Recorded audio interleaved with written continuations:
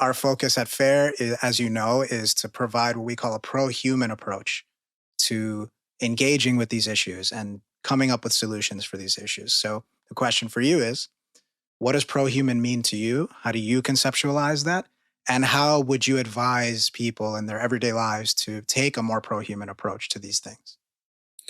I think a pro-human is to have affection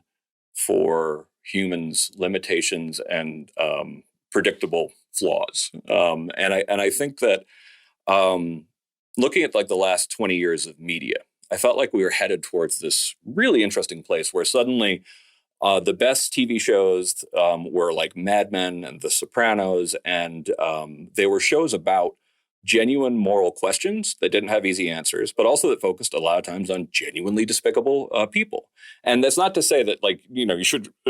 respect genuinely despicable people, but it was a sophisticated way to talk about all human beings' flaws. And I think that one thing that we're lacking right now is when I was younger, goodness, 10 years ago, I felt like there was an idea that you could have affection for people and not be so sort of like to give them sort of cut them some slack, kind of figure out where they're coming from, all of this kind of stuff, like assume that they're going to make mistakes.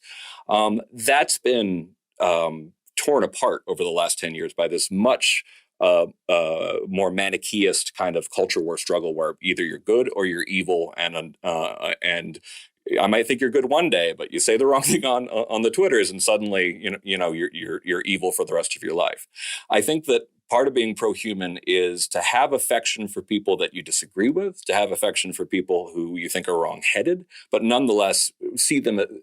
as people who are just as flawed and oftentimes just as well-meaning as you.